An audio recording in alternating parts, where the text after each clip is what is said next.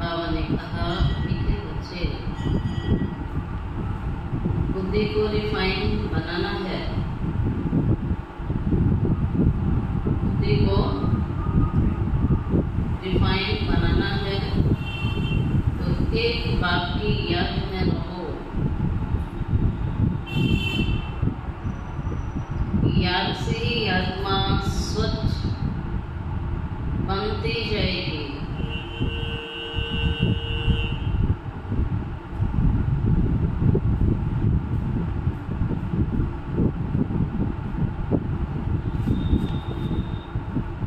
बाबा ने पूछा, वर्तमान समय मनुष्य अपना टाइम व मनी वेस्ट कैसे कर रहे हैं?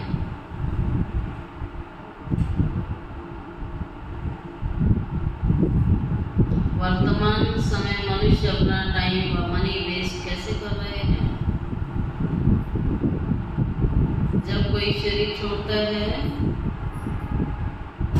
तो उनके पीछे कितना पैसा आदि खर्च करते रहते हैं।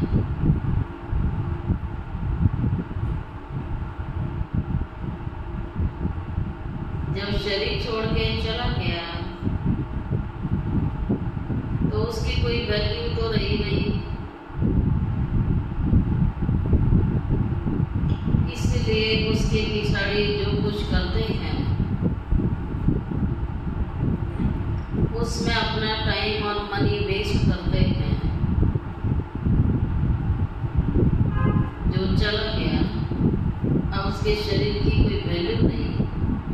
बाबा कहते हैं उसके पीछे मनी वेस्ट करना, ये वेस्टेज। कितना खर्चा करते हैं, वो तो मर गया, चला गया, शरीर छूट गया उसका, अब शरीर की क्या कीमत है, लेकिन उसके पीछे कितना खर्चा चलता है। बाबा के हिसाब से ये क्या है? Waste of money. तो अपना टाइम और मनी दोनों ही वेस्ट करते हैं। ओम शांति। रूहानी बाप है, किसको समझाते हैं रोज रोज? रूहानी बच्चों को समझाते हैं। ये भी ऐसे कहते हैं ना, फिर बाप है या दादा है, दादा भी कहेंगे रूहानी बात, तो बच्चों को ये नॉलेज सुनाते हैं। Past, present, future.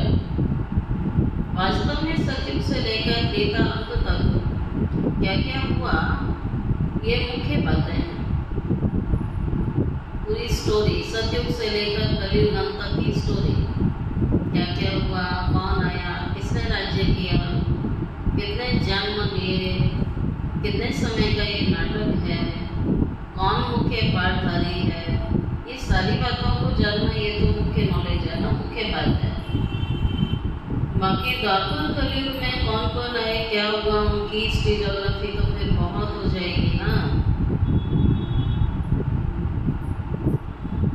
सतयुग त्रेता की कोई हिस्ट्री ज्योग्राफी है नहीं, लोगों के पास है, मनुष्यों के पास है सतयुग त्रेता की। सिर्फ द्वापर और कलयुग की हिस्ट्री है उनके पास, पूरी नहीं है। बाबा आकर क्या है पूरी सुनाते हैं। सबकी हिस्ट्री ज्योग्राफी है, बाकी देवी देवताओं की लाखों वर्ष पहले दे गए, ये बेहद की बेसमझी हुई ना। तुम भी बेहद के क्या थे? बाबा ने बोला है तुम भी बेहद की बेसमझी में थे पहले, अभी थोड़ा थोड़ा समझ रहे हो ना। कोई तो अभी भी कुछ समझते ही नहीं है। तुम भी पहले बेसमझी में थे, अब थोड़ा थोड़ा समझ रहे हो, थोड़ा थोड़ा समझ रहे हो। अब कुछ बच्चे अभी भी, कुछ बच्चे अभी भी बाबा कह रहे हैं समझते ही नहीं है।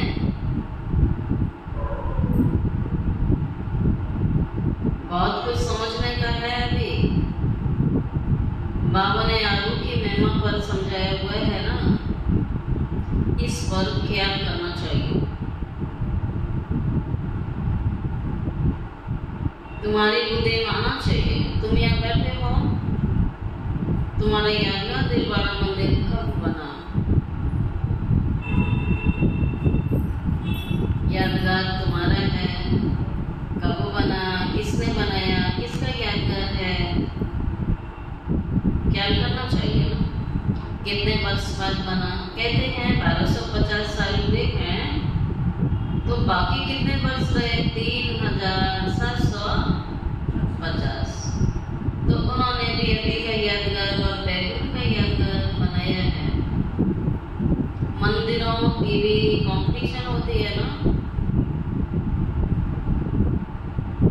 एक दो से अच्छा बनाएंगे, है ना, भव्य मंदिर बनाएंगे, उसने इतना अच्छा बनाया तो उसे और अच्छा बनाएंगे। इस संसार में हर चीज की कंपटीशन होती है, मकान की भी होती है। किसी ने बहुत अच्छा बनाया, दूसरा सोचता है मुझसे भी अच्छा बनाएंगे, एक दो से अच्छा बनाएंगे। अभी तो पैसा ही कहाँ है जो बनाए मंदिरों के लिए? पैसा तो पहले तुम्हारे पास बहुत था। सोमनाथ का मंदिर कितना बड़ा बनाया था, अभी तो बना ना सके, बल आगरे आदि में बनाते रहते हैं, परंतु वह सब फालतू है। मनुष्य तो अंधियारे में है ना, जब तक बनाए तब तक विनाश भी आ जाएगा। ये बातें कोई भी नहीं जानते, तोड़ते और बनाते रहते हैं। पैसा मुफ्त में आता रहता है, सब वेस्ट होता रहता है। तो किस किस टाइप से मनी वेस्ट करते हैं बच्चे? तो बाबा आज समझा रहे हैं, waste of time, waste of money और वेस्ट ऑफ एनर्जी। कोई मरता है तो कितना टाइम गवा देते हैं अपना, हम कुछ भी नहीं करते, आत्मा तो चली गई। बाकी खाद किस काम की है? बाबा कह रहा खाद किस काम की? आत्मा तो गई, सब खाद छोड़ देता है ना, उनकी कोई वैल्यू है क्या? आत्मा चली गई ना, अब उसकी क्या वैल्यू है? वैल्यू तो तब थी ना जब शरीर में था।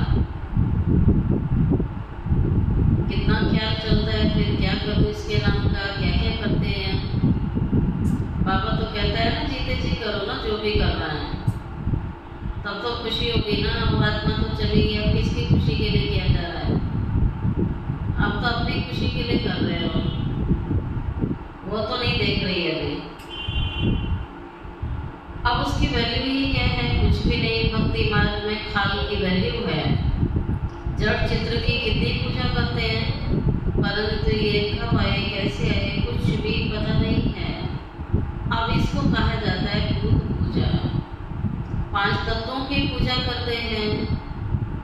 समझो ये लक्ष्मी नारायण स्वर्ग में राज्य करते थे, स्वर्ग में राज्य करते थे लक्ष्मी नारायण। नर्क में तो नहीं करेंगे ना, नर्क में किसका राज्य चलता है? नर्क का मालिक है कौन?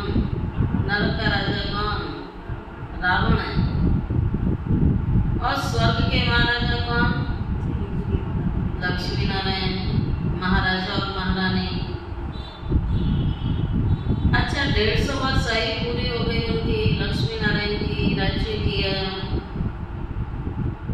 शरीर छोड़ दिया, बस शरीर तो किसी काम का ना रहा, फिर उसकी क्या वैल्यू होगी? आत्मा चली गई, शरीर क्या करेंगे? बाबा कहता है चाहे वो लक्ष्मी नारायण थे, 150 साल की उनकी आयु थी, अब शरीर छोड़ा, अब वो खाल किस काम की है? किसी काम की क्या वैल्यू होगी? आत्मा चली गई, शरीर चंडाल के हाथ दे दिया और रस्म रिवाज अनुसार जला देंगे। ऐसे नहीं उनकी मिट्टी लेकर उड़ाएंगे नाम करने के लिए, कुछ भी नहीं। यहाँ कितना करते हैं, जगह जगह जगह वो राख डालेंगे, ब्राह्मण खिलाएंगे, यह करते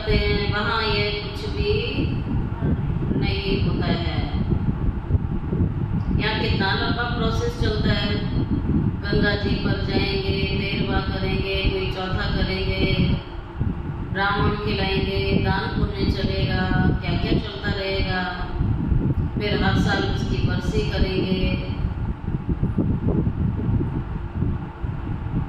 ये करते ये कुछ होता नहीं है। सतयुग में कुछ भी नहीं होता है। खाल तो किसी काम की नहीं रही ना। अभी खाल को जला देते हैं। बाकी चित्र रहते हैं सो भी एक्यूरेट चित्र बाबा ने कहा भी तो मिलेंगे नहीं। सतयुगी चित्र, स्वर्ग के चित्र बाबा ने कहा रियल तो नहीं मिलेंगे ना कहीं भी।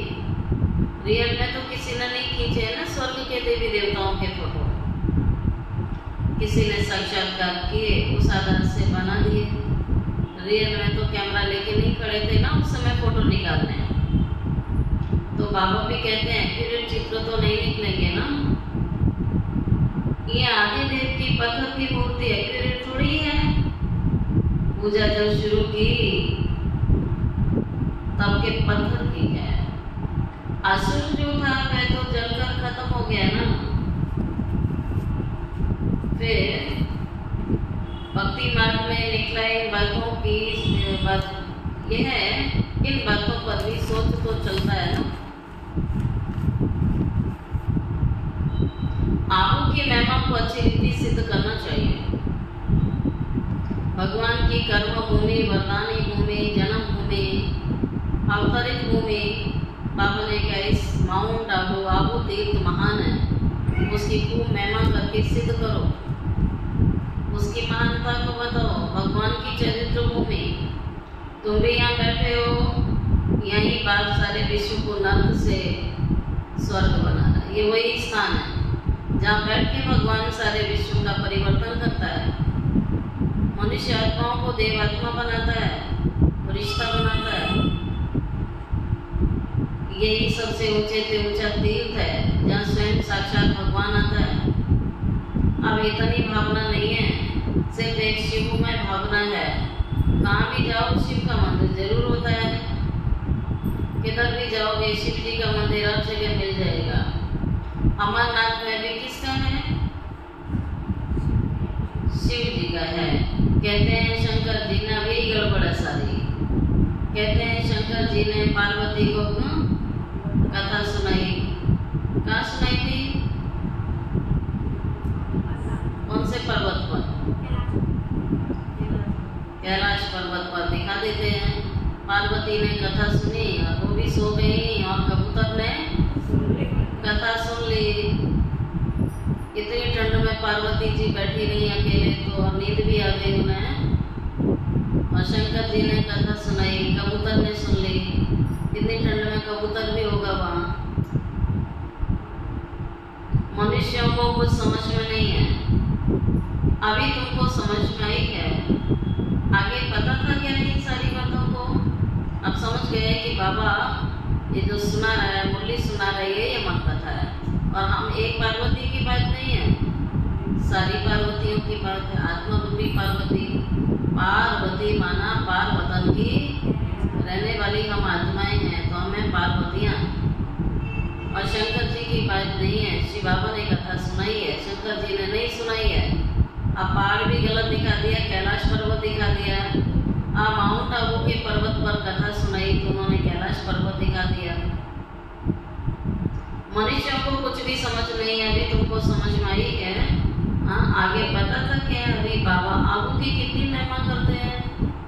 सर्व तीर्थों में महान तीर्थ है आबू तीर्थ, महान तीर्थ है।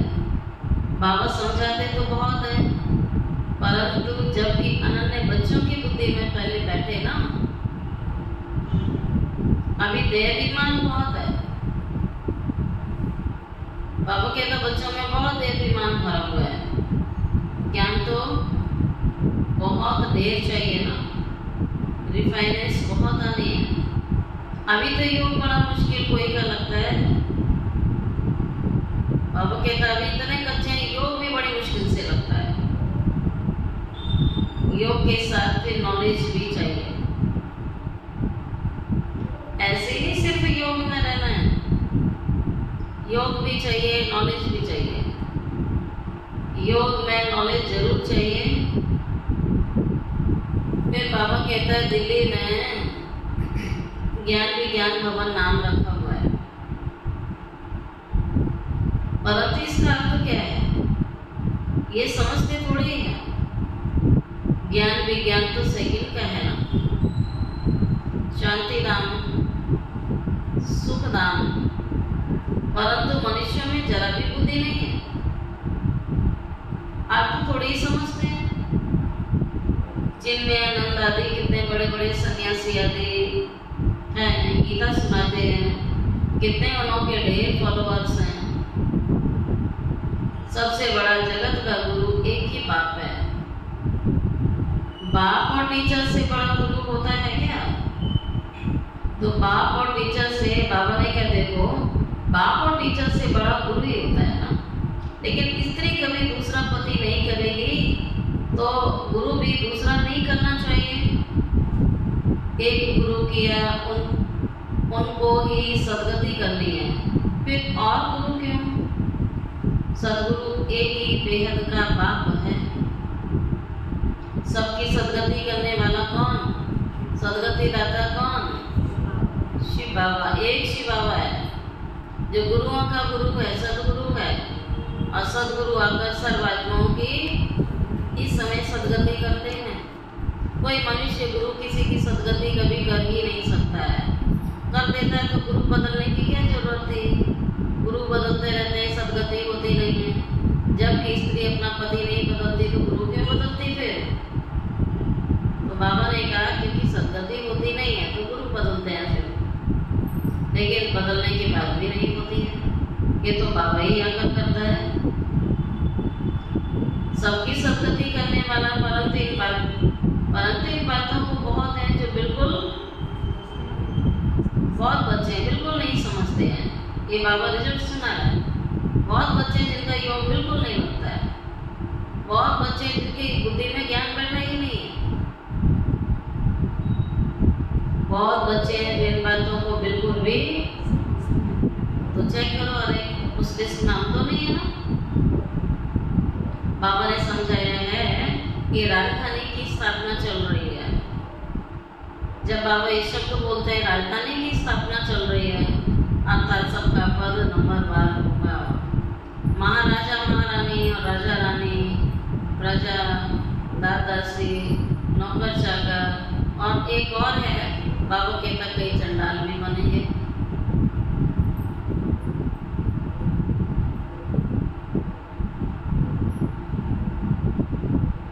नंबरवार होंगे ना, कोई तो टीचर भी समझ नहीं सकते। ड्रामा में पार्ट ऐसा है, टीचर तो समझ सकते हैं जिस शरीर द्वारा समझाते हैं, उनको भी तो मालूम पड़ता होगा ना।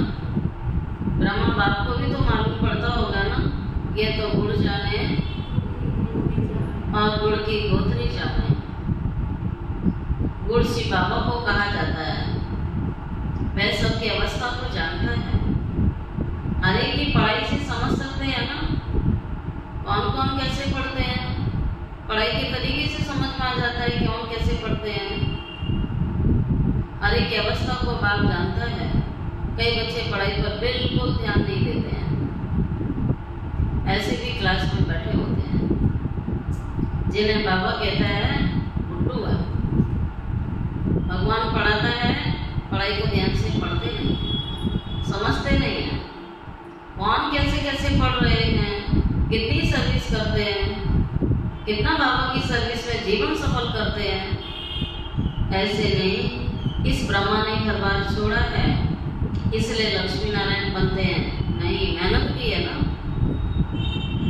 त्याग किया है, तपस्या की है, अपने जीवन का एक एक संकल्प, एक एक श्वास सफल किया है। ऐसे नहीं कि घर बार छोड़ा है इसलिए लक्ष्मी नारायण बनते, मेहनत करते हैं। ये नॉलेज बहुत ऊंची है। कोई अगर बाप की अवज्ञा करते हैं तब क्या होता है? ये तो सुनते ही है अब तक। अगर कोई बाप की अवज्ञा करते हैं तो ध्यान से सुनेंगे, एकदम पत्थर बन पड़ते हैं, बुद्धि पत्थर की हो जाती है।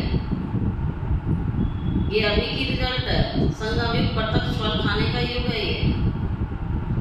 आज्ञा का पालन करोगे तो पारस बन जाओगे, अवज्ञा करोगे तो पत्थर बन जाएंगे।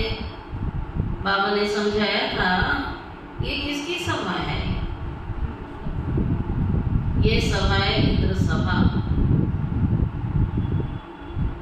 शिव बाबा ज्ञान रक्षा करते हैं। उनकी अवज्ञा की तो शास्त्रों में लिखा है ना, ये शास्त्रों की कहानी है ना। पत्थर बुद्धि हो गए, इंद्र सभा में छिप के बैठ गए तो पत्थर बुद्धि हो गए। इसलिए बाबा सबको लिखते रहते हैं, साथ में संभाल से कोई को ले आओ। मुरली चलती है ना बाबा की, ऐसे किसी को लेके नहीं आना है इंद्र सभा में। परियां ले आती हैं तो बाबा कहता ले आने वाले पर और आने वाले पर दोनों पर 100 गुना दंड पड़ जाता है, पत्थर बुद्धि हो जाते हैं। तो इंद्र सभा में ऐसे नहीं लाना है किसी को, ऐसे नहीं भिखारी अपवित्र आकर के यहाँ बैठे, नहीं तो फिर ले आने वाली ब्राह्मणी पर दोष पड़ जाता है। ऐसे कोई को नहीं लाना है, बड़ी रिस्पॉन्सिबिलिटी है। तो जवाबदारी किसकी हुई? ब्राह्मणी की हो गई। बहुत ऊंचे ऊंचे बाप है तुमको विश्व की बादशाही देते हैं तो उनका कितना निगाह रखना चाहिए ना। फिर बहुतों को मित्र संबंधी आदि याद पड़ते हैं, बाबा याद नहीं आता है, मित्र संबंधियों की याद आती है। बाबा की याद ही नहीं है उन्हें, तो बुद्धि भटकती है कहीं ना कहीं। अंदर एक गुटखा खाते रहते हैं। बाप समझाते हैं ये असली दुनिया है, अभी दैवी दुनिया बनती है। हमारा लक्ष्य ये ऑब्जेक्ट यही है, ये लक्ष्मी नारायण बनना, ये लक्ष्य है हमारा। लक्ष्मी नारायण बनना ये लक्ष्य है। जो भी चित्र है सबकी बायोग्राफी को तुम जानते हो। मनुष्य को समझाने के लिए कितनी मेहनत की जाती है, तुम भी समझते होंगे। तुम भी समझते होंगे ये कुछ अच्छा बुद्धिमान है, ये कुछ नहीं समझते। बाबा कहते इतना तो तुम भी समझाते समय समझ जाते हो कि कौन अच्छा बुद्धिमान और कौन ऐसा है कि बस बैठा है, कुछ भी समझ में इसके नहीं आ रहा है। तुम बच्चों में जिसने जितना ज्ञान उठाया है उसी अनुसार सर्विस कर रहे हैं। ज्ञान उठाया है तो सेवा में जरूर लगेंगे। समझ में आया है पढ़ाई तो अवश्य पढ़ाएंगे। यही तो सर्विस है। सर्विस कुछ और थोड़ी है। बाबा जो सुनाता है वो औरों को सुनाना है, बाबा का संदेश देना है, बाबा की शिक्षाएं सुनानी, बाबा का परिचय देना, यही सर्विस है। लेकिन खुद ज्ञान नहीं समझा होगा तो क्या सुनाएंगे? वैसे बच्चे सुना नहीं सकेंगे। मुख्य बात गीता के भगवान की है। जो श्री कृष्ण का नाम डाल दिया, बाबा कहता सिद्ध करो ना सच्चा गीता ज्ञान किसने दिया? शिव बाबा ने संगम पर दिया, ब्रह्मा के रथ में बैठ के दिया। वहां अर्जुन को दिखा दिया 5 घोड़े वाला रथ, सफेद घोड़े। बाबा कहता है ये ब्रह्मा इस रथ में बैठ करके अभी मैं संगम पर आपको सच्चा गीता ज्ञान दे रहा हूँ। तो परमात्मा ही गीता ज्ञान दाता श्री बाबा है। उन्होंने श्री कृष्ण का नाम डाल दिया। सूर्यवंशी देवी देवताओं का ये एक ही शास्त्र है, अलग अलग नहीं है। ब्राह्मणों का भी अलग नहीं है। बड़ी समझने की बात है। इस ज्ञान मार्ग में भी चलते चलते बाबा के बन गए, ज्ञान मार्ग में चल रहे हैं। कहते हैं हम ज्ञान में चल रहे हैं। चल रहे हैं माना मार्ग है, जिस मार्ग पर हम चल रहे हैं, अपने जीवन को चला रहे हैं। और चलते चलते अगर विकार में गिर पड़े तो जो ज्ञान है ना, बाबा कहता बह जाएगा, सब निकल जाएगा। बहुत अच्छे अच्छे जाकर भिखारी बने तो पत्थर बुद्धि हो गए ना। फिर भिखारी बनने से पत्थर बुद्धि हो जाते हैं। इसमें बड़ी समझ चाहिए। बाबा जो समझाते हैं उसको उगारना चाहिए। बाबा जो भी समझाते हैं उसे उगारना चाहिए। कल की मुरली में भी था, यहाँ जो तुमको बहुत सहज है, यहाँ तो तुमको बहुत सहज है। मधुबन पहुंचे हुए हैं, यहाँ तो कोई कार्य व्यवहार नहीं, कोई हंगामा नहीं है, कोई जिम्मेवारी नहीं होती है। बाहर में रहने से धंधे आदि की कितनी चिंता रहती है ना। दुनिया में आ गए तो चिंता है ना हर चीज की। लेकिन जब बाप के घर में पहुंच जाते हैं, मधुबन पहुंच जाते हैं, सब बेफिक्र हो जाते हैं ना। ना कमाने की चिंता, ना कुछ लाने की चिंता, ना कुछ करने की चिंता। बाप के घर में पहुंच गए और सब चिंताओं से छूट जाते हैं। बाहर में रहने से धंधे आदि की कितनी चिंता रहती है, माया को तूफान में भी लाती है। यहाँ एकांत लगी हुई है। बाप तो फिर भी बच्चों को पुरुषार्थ कराते रहते हैं। कितने ढेर बच्चे पहुंच जाते हैं तो भी वहाँ साइलेंस रहती है ना, बिल्कुल एकांत रहती है।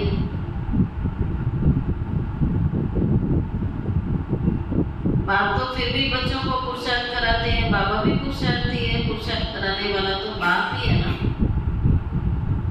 इसमें विचार सागर मंथन करना पड़ता है। यहाँ तो बाप बच्चों के साथ बैठा है। जो पूरी अंगुली देते हैं उनको सर्विसेबल कहेंगे ना। कोई थोड़ी अंगुली देते हैं, कोई पूरी देते हैं। पूरी अंगुली देना मना, 100% अपना सहयोग देते हैं, तन मन धन सब सफल करते हैं। पूरी अंगुली देते हैं तो बाबा भी कहता है तो क्या मिलेगा उन्हें। बाबा ने सर्विसेबल कहता है। बाबा ने ये भी कहा है, बाप हमेशा किसके साथ रहता है। बाबा के दिल में कौन से बच्चे रहते हैं, सर्विसेबल। बाबा ने कहा मैं सेवाधारियों के साथ रहता हूँ। बाकी गुटखा खाने वाले नुकसान करते हैं और इनकी सर्विस करते हैं, बिगड़ डालते हैं। ऐसी आत्माएं अपने ऊपर कितना कर्म का खाता बना लेती हैं। गुटखा खाने वाले नुकसान करते, डिसर्विस करते, बिगड़ डालते। ये तो जानते हो कि महाराजा महारानी बनेंगे तो उनके दादासी चाहिए ना। फिर महाराजा महारानियों के दादासी भी ढेर सारे होंगे, लाखों में होंगे। वह भी यहाँ, बाबा कहता है वह भी यहाँ के ही आएंगे। इन्हीं क्लास में से दादासी भी बनेंगे, महाराजा महारानी भी बनेंगे, राजा रानी भी बनेंगे, प्रजा भी बनेगी। तो सारा मदार अर्थात सारा खेल किस पर बना हुआ है, पढ़ाई। तो पढ़ाई कितनी इम्पोर्टेंट हुई ना। पद का आधार पढ़ाई है। इस शरीर को खुशी से छोड़ना है। डर बैठ जाता है ना, बीमारी लग जाती है, शरीर न छूट जाए। बाबा कहता है खुशी खुशी शरीर छोड़ना है। किसी को नई ड्रेस दी जाए और फटी पहनी हो तो उसको कहा जाए कि ये तो नई पहनो और पुरानी उतार दो, तो खुशी खुशी उतारते हैं या दुखी होके उतारते हैं। आए इतने दिन से पहन रखी थी, लगाव हो गया ना उस कपड़े से, ऐसे होता है। फट गई तुरंत फेंकेंगे और नई भी बड़ी खुशी खुशी पहनेंगे। बाबा कहते सेब यही शरीर की स्थिति है हमारी।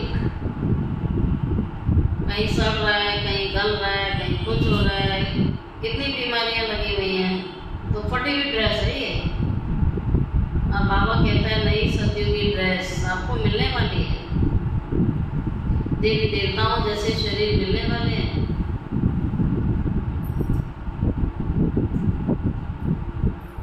दुख की बात नहीं है, पुरुषार्थ के लिए टाइम तो मिला हुआ है ना। ज्ञान सेकंड क्या है, बुद्धि में शिव बाबा से वर्षा मिलता है। थोड़ा भी ज्ञान सुना और शिव बाबा को याद किया तो भी तुम कहाँ होंगे। स्वर्ग की एंट्री तो जरूर है, परंतु पद नंबर बात होंगे ना। प्रजा तो बहुत बनने की है ना। हमारी राजधानी सूर्यवंशी चंद्रवंशी स्थापना हो रही है। बाप का बनकर अगर तुम ग्लानि कर रहे हो, डिसर्विस करते हो, बिगड़ डालते हो, कहा ना, तब क्या होगा, बहुत बोझा चढ़ जाएगा। फिर और नहीं दे रहे हैं, पहले से बोझा बहुत है और चढ़ा लेते हैं एकदम, फिर कहाँ पहुँच जाएंगे? चढ़ने के बदले और ही रसातल में चले जाएंगे और ही नीचे गिर जाएंगे। बाबा ने समझाया है, जो अपनी पूजा बैठ कराते हैं वो आप पूज्य कैसे कहला सकते हैं? सर्व का सदगति दाता, कल्याण करने वाला तो एक ही बात है। मनुष्य तो शांति का अर्थ भी नहीं समझते हैं। हठयोग से प्राणायाम चढ़ाना, उसको ही शांति समझ लेते हैं। सांस रोक लेंगे, किसी आसन पर बैठ जाएंगे, प्राणायाम चढ़ा लेते हैं, बस तो उसमें जो शांति मिलती है उसी को शांति समझ लेते हैं। शांति का प्रॉपर अर्थ भी नहीं समझते हैं। उसमें भी बहुत मेहनत लगती है। प्राणायाम चढ़ाते हैं, श्वास भी रोक लेते हैं उसमें। तो ये सब हट क्रियाएं हैं। कोई की ब्रेन भी खराब हो जाती है, प्राप्ति कुछ भी नहीं है। वो अल्पकाल की शांति है, अल्पकाल की शांति है।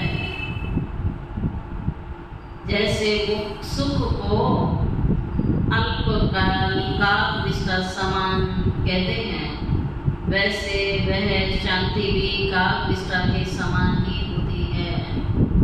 कुछ पल की शांति होती है, अल्पकाल की होती है। बात की जन्मों के लिए तुमको सुख शांति दोनों देते हैं, कुछ पल की नहीं देते हैं। पूरा 2500 साल सुख शांति में रहोगे, पूरे की जन्म। बाबा तो की जन्मों के लिए सुख शांति दोनों देते हैं। कोई तो शांति धाम में पिछाड़ी तक भी रहेंगे ना, जिनका बार टाइम में इतना सुख थोड़ी देख सकेंगे। वो भी नंबरवार मंतव्य तो होंगे ही, बददासी होंगे, परंतु अंदर थोड़ी घुस सकेंगे। श्री कृष्ण को तो देख भी ना सके। बाहर वाले दादासी तो अंदर नहीं आएंगे ना, सबके अलग अलग महल होंगे ना। कोई टाइम होगा देखने का। बाबा ने जैसे कल एग्जाम्पल दिया, आज भी बाबा कहते हैं ऐसे नहीं है कि कोई बाहर वाले दादासी अंदर आके महल में घुस जाएंगे और कृष्ण के साथ बैठेंगे, देखेंगे, नहीं। हाँ, बाबा ने थोड़ा सा इशारा दिया कि कोई टाइम रहेगा देखने का। जैसे देखो कोप आता है तो उसके दर्शन करने के लिए कितने लोग जाते हैं, ऐसे बहुत निकलेंगे जिनका बहुत प्रभाव होगा। लाखों मनुष्य जाएंगे दर्शन करने के लिए। ये अंत की आत्माएं हैं और लास्ट में जब आती है तो उनका प्रभाव निकलता है, नाम मान शान निकलता है। जिनके दर्शन के लिए लाखों लोग जाते हैं, ऐसे बहुत निकलेंगे जिनका प्रभाव होगा। यहाँ शिव बाबा का दर्शन कैसे होगा? तो यहाँ दर्शन की तो बात नहीं है ना। ये सारी बातें समझने की है। अब दुनिया को कैसे पता पड़ेगा? वहाँ तो साक्षात शरीर देखते हैं तो दर्शन करके आ जाते हैं, भीड़ लग जाती है। बाबा कहता मैं तो वही विचित्र, विचित्र के दर्शन कैसे करोगे? दुनिया कैसे पता पड़ेगा? ये सबसे बड़ा ऊंचा तीर्थ है, दिलवाड़ा जैसा मंदिर शायद आसपास और भी हो, वो भी जाके देखना चाहिए। जैसे दिलवाड़ा मंदिर बना हुआ, बाबा कहता अगर ऐसा कोई मंदिर और भी है तो देखना चाहिए कैसा बना हुआ है। उनको ज्ञान देने की भी दरकार नहीं, वैद्य उनको ज्ञान देने लग जाएंगे, राय देते हैं ना ये करना चाहिए, ये करना चाहिए। ये तो जानते नहीं हैं कि इनको पढ़ाने वाला कौन है। एक एक को समझाने में मेहनत लगती है। उन पर कहानियां भी हैं, कहते हैं ना शेर आया और एक दिन आके खाके चला गया। तुम भी कहते हो मौत आया कि आया, तो विश्वास नहीं करते हैं। समझते हैं अभी तो 40,000 वर्ष पड़े हैं, मौत कहाँ से आएगा? परंतु मौत तो आना जरूर है ना, सबको ले जाएगा। वहाँ कोई भी किचड़ा अधीन होता नहीं है। यहाँ की गौ और वहाँ की गौ में कितना फर्क है। यहाँ की गौएं किचड़ा खाती रहती हैं। बाबा कहता वहाँ की गौएं बड़ी फर्स्ट क्लास होंगी। श्री कृष्ण थोड़ी गौएं चलाता था, उनके पास बाबा कहता है सब काम कृष्ण करेंगे क्या?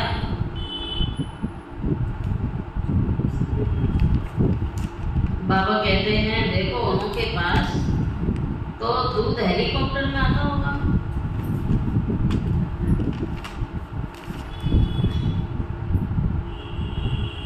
अब ये थोड़ी कोई महल के पास वहाँ गाँव में रहेंगे, गाँव का स्थान दूर होगा ना, इतने सारी कम जनसंख्या है तो जमीन बहुत है ना।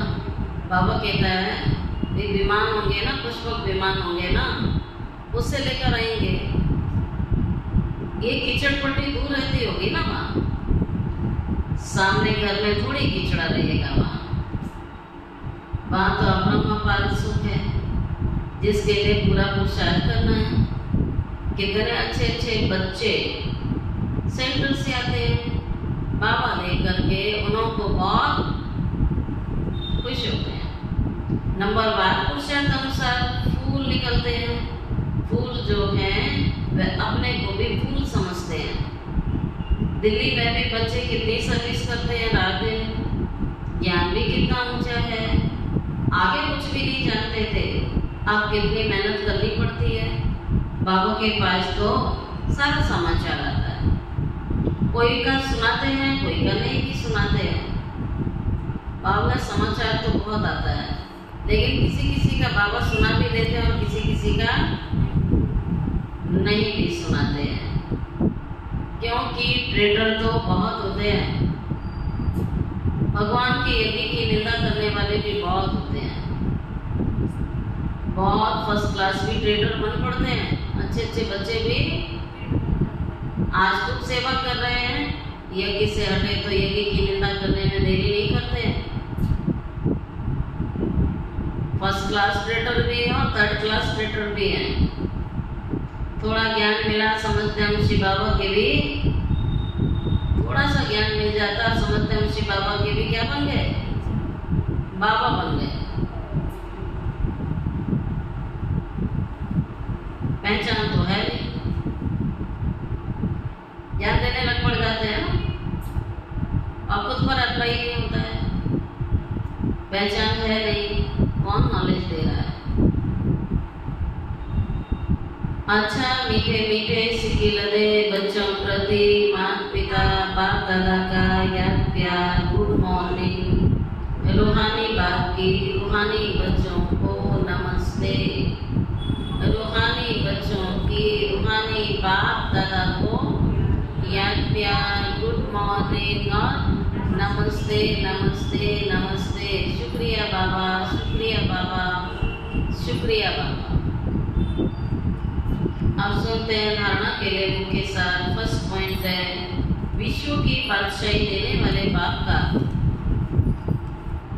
बहुत बहुत रिगार्ड रखना है। विश्व की बादशाही देने वाले बाप का बहुत बहुत रिगार्ड रखना है, बहुत रिगार्ड रखना है। बाप की सर्विस में अपने जीवन सफल करनी है।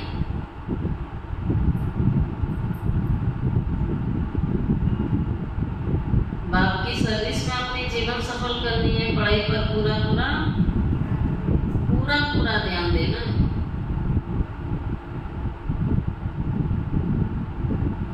सेकंड पॉइंट, बाप से जो ज्ञान मिलता है उस पर विचार सागर मंथन करना है। बाप से जो ज्ञान मिलता है उस पर विचार सागर मंथन करना है। कभी भी विघ्न रूप नहीं बनना है, कभी भी विघ्न रूप नहीं बनना है। डिसर्विस नहीं करनी है, अहंकार में नहीं आना है।